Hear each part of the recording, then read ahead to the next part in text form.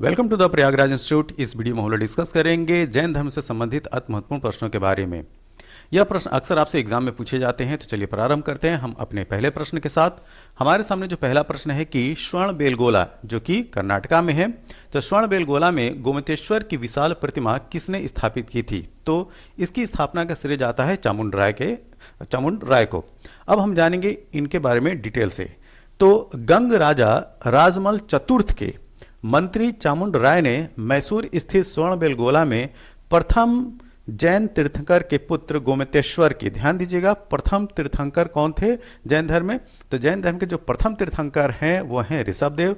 उनके पुत्र गोमतेश्वर, जिनको बाहुबली के नाम से भी जाना जाता है, उनकी विशाल प्रतिमा की स्थापना करवाई थी। किसने करवाई थी? गंग राजा राजमल चतुर्थ के मंत्री चामुंड राय ने। ठीक है। और यह मूर्ति जो है वह 17 मीटर ऊंची है और यह मूर्ति कायोत्सर्ग मुद्रा में खड़ी है। अगर आपसे पूछा जाए कि बाहुबली या गोमतेश्वर की यह जो प्रतिमा है वह किस मुद्रा में खड़ी है, तो आप बताइएगा कायोत्सर्ग मुद्रा में। ये काफी इंपॉर्टेंट पॉइंट है। और दूसरा पॉइंट यह है कि यह चट्टान को काटकर विंध्यगिरि पर्वत पर बनाई गई सबसे विशाल मूर्ति है। तो अगर पर्वत का नाम पूछा जाए तो विंध्यगिरि बताइएगा। और यह मूर्ति कहाँ स्थापित की गई है? मैसूर के श्रवणबेलगोला में। और मैसूर जो है वो कर्नाटका राज्य में। किसके द्वारा स्थापित की गई है? तो गंग राजा राजमल चतुर्थ के मंत्री चामुंड राय के द्वारा।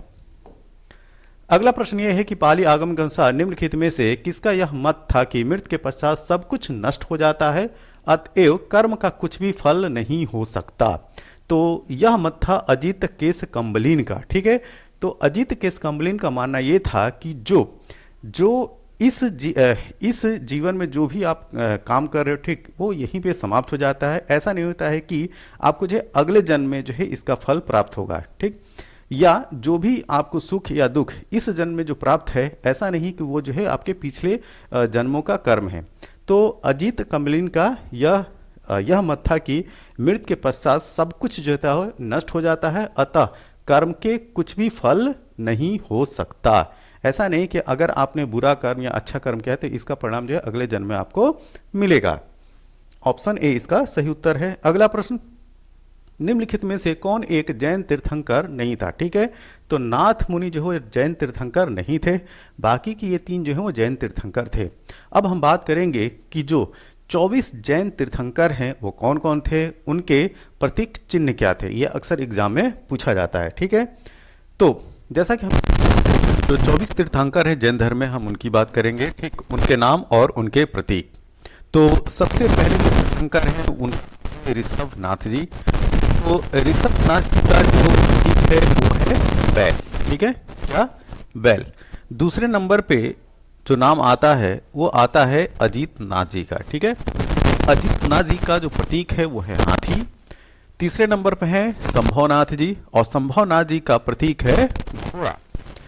चौथे नंबर पे है अभिनंदन नाथ जी और इनका प्रतीक है बंदर। 5वें नंबर पे है सुमितनाथ जी और इनका जो प्रतीक है वो है वकवा, जिसको रूडी गूज भी बोलते हैं। यह एक पक्षी है। जो 6ठे नंबर के जैन तीर्थंकर हैं वो है पद्म प्रभु जी और इनका प्रतीक है लाल कमल। 7वें नंबर के हैं सुपार्श्वनाथ जी और इनका प्रतीक है ये स्वास्तिका चिन्ह। 8वें हैं चंद्र प्रभु जी और इनका जो प्रतीक है वो है अर्ध चंद्र। आगे अगर हम लोग बात करें तो 9वें नंबर पे है पुष्पदत्त और इनका प्रतीक है ये मच्छ।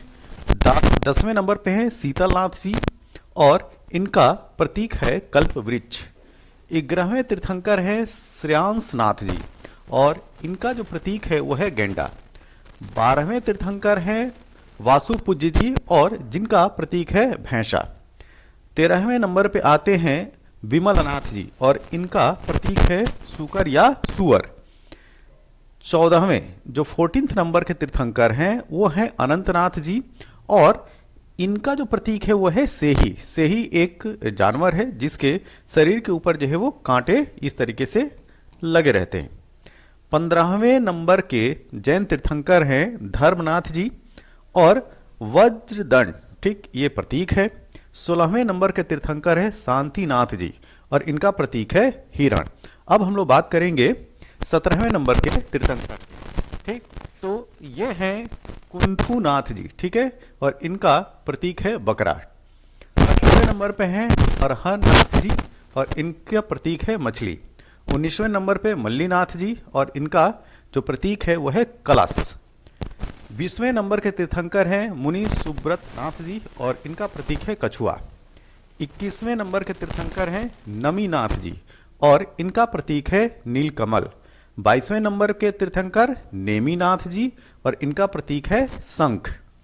23वें जो तीर्थंकर हैं पार्श्वनाथ जी और इनका प्रतीक है सर्प मतलब कि सांप। 24वें और अंतिम तीर्थंकर महावीर स्वामी जी हैं और इनका प्रतीक है सिंह। अगले प्रश्न की बात करते हैं। श्वेतांबर परंपरा के अनुसार, ध्यान दीजिएगा, श्वेतांबर परंपरा के अनुसार निम्नलिखित तीर्थंकरों में कौन महिला तीर्थंकर है? ठीक है, तो यहाँ पे जो है श्वेतांबर और दिगंबर, जैसा कि हम जानते हैं कि दो सेक्ट है जैन धर्म में, तो केवल और केवल श्वेतांबर परंपरा के अनुसार किसी महिला तीर्थंकर होने की बात कही जाती है। तो आपको बताना है कि इस 4 ऑप्शन में श्वेतांबर परंपरा के अनुसार कौन तीर्थंकर महिला तीर्थंकर थी। ठीक है, तो ये हैं मल्लीनाथ। तो ध्यान रखिएगा, केवल श्वेतांबर परंपरा के अनुसार, दिगंबर संप्रदाय के जो लोग हैं वो इस बात को नहीं मानते हैं। ठीक, उनके अनुसार कोई भी महिला जो है वो तीर्थंकर नहीं हुई है और मल्लीनाथ को वो महिला नहीं मानते। अगला प्रश्न यह है कि जैन परंपरा के अनुसार 22वें तीर्थंकर नेमीनाथ, ठीक है, जैसा कि हमने पूरा लिस्ट देखा, ठीक, पहले तीर्थंकर से लेकर अंतिम तीर्थंकर मतलब कि जो 24वें तीर्थंकर हैं महावीर स्वामी वहां तक। तो आपको बताना है कि जैन परंपरा के अनुसार जो 22वें तीर्थंकर हैं नेमीनाथ वो किससे संबंधित है? तो दिए गए ऑप्शन में जो सही उत्तर है वो है कृष्ण। ठीक है, तो नेमीनाथ कृष्ण जी से संबंधित रखते हैं। पार्श्वनाथ की शिक्षाएं संग्रहित रूप से जानी जाती हैं। तो जो पार्श्वनाथ हैं उनकी जो शिक्षाएं हैं संग्रहित रूप से किस नाम से जानी जाती हैं? तो वो है चातुर्याम नाम से। ठीक है, चातुर्याम नाम से। अब चलते हैं अगले प्रश्न की तरफ। निम्नलिखित में से कौन सा स्थल पार्श्वनाथ से संबंध होने के कारण जैन सिद्ध क्षेत्र माना जाता है? ठीक है, तो यह है सम्मेद शिखर। क्या? सम्मेद शिखर, ऑप्शन नंबर सी। अगला प्रश्न सर्पफण। ठीक है, सर्पफण निम्नलिखित में से किसका लक्षण या प्रतीक, ठीक है, किसका लक्षण या प्रतीक माना जाता है? तो ये हैं 23वें तीर्थंकर पार्श्वनाथ, इनका प्रतीक जो है वो सर्पफण है। अगला प्रश्न महावीर का प्रथम अनुयायी कौन बना? ठीक है, तो महावीर स्वामी का प्रथम अनुयायी जमाली, और यह जमाली जो है उनका दामाद भी बना, जिसकी शादी उनकी पुत्री अड़ोजा या प्रिय दर्शना के साथ हुई थी। ठीक है, तो यहाँ पे जो सही ऑप्शन है ऑप्शन नंबर ए। अब चलते हैं अगले प्रश्न की तरफ। हमारे सामने जो अगला प्रश्न है कि महावीर स्वामी को किस नदी के तट पर ज्ञान प्राप्ति हुई थी? ठीक है, और जैन धर्म में जो ज्ञान प्राप्ति है उसको कैवल्य जाना जाता है और बौद्ध धर्म में ज्ञान प्राप्ति को निर्वाण बोलते हैं। तो महावीर स्वामी को किस नदी के तट पर ज्ञानोदय प्राप्त हुआ था? तो ये थी रिज्जुपालिका नदी। ठीक है, रिज्जुपालिका नदी, ऑप्शन नंबर डी। अच्छा, अगर आपसे पूछा जाए कि किस पेड़ के नीचे उन्होंने तपस्या की थी, तो वह पेड़ था साल का पेड़। सत्य के अनेकांत सिद्धांत किसका विशिष्ट लक्षण है? तो यह लक्षण है जैन धर्म का, option number C.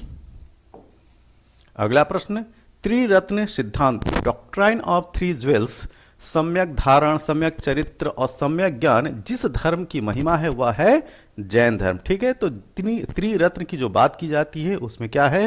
Right knowledge, right faith और राइट कंडक्ट। ठीक है, तो ये याद रखिए, सम्यक धारण, सम्यक चरित्र और सम्यक ज्ञान की बात जिसमें की गई है वो है जैन धर्म, और यही जो है त्रिरत्न है।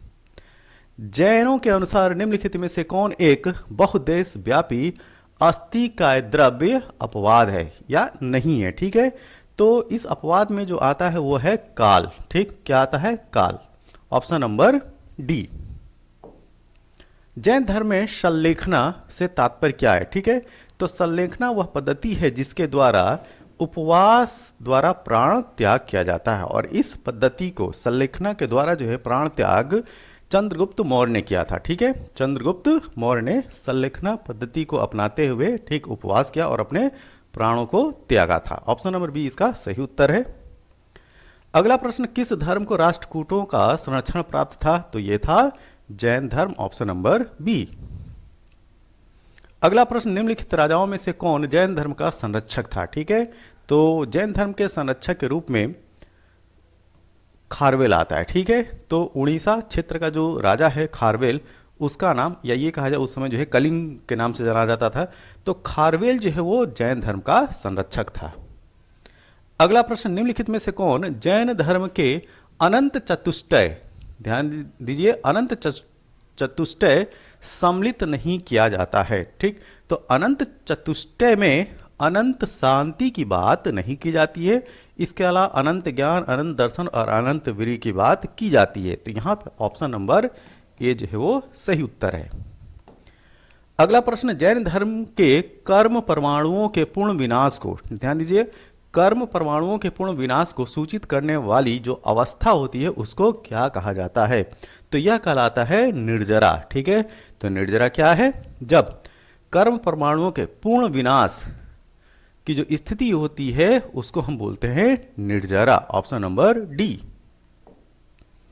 निम्नलिखित में से कौन सा धर्म विश्व विनाशकारी प्रलय की अवधारणा में विश्वास नहीं करता है? ठीक है, तो यह है जैन धर्म, ऑप्शन नंबर बी। जैन धार्मिक ग्रंथों का संकलन सर्वप्रथम किस संगीति के अंतर्गत किया गया? जैसा कि हम जानते हैं कि जैन धर्म की जो है दो संगीतियां हुई हैं, एक वल्लभी, एक जो है जो पहली जो संगीति होती है वो होती है वैशाली में, और दूसरी जो संगति होती है वो वल्लभी में।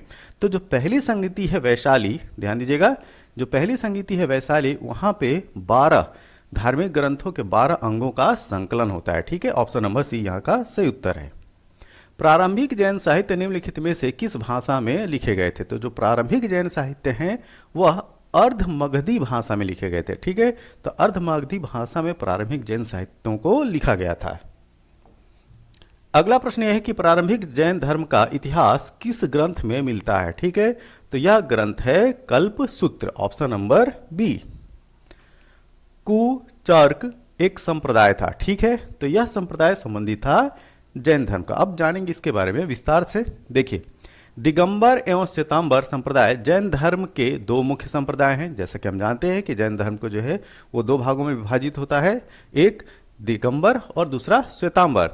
इसके अलावा 148 ईस्वी में एक श्वेतांबर मुनि श्री कलश द्वारा यापनीय संप्रदाय की स्थापना की गई थी। ठीक, तो यापनीय संप्रदाय की स्थापना श्वेतांबर मुनि श्री कलश के द्वारा की गई थी। ठीक, कदम्ब शासकों के अभिलेखों में श्वेतांबर, दिगंबर और यापनीय संप्रदायों के अलावा कुर्चक और श्वेतपट जैन संप्रदायों का उल्लेख प्राप्त होता है। ठीक है, किसका?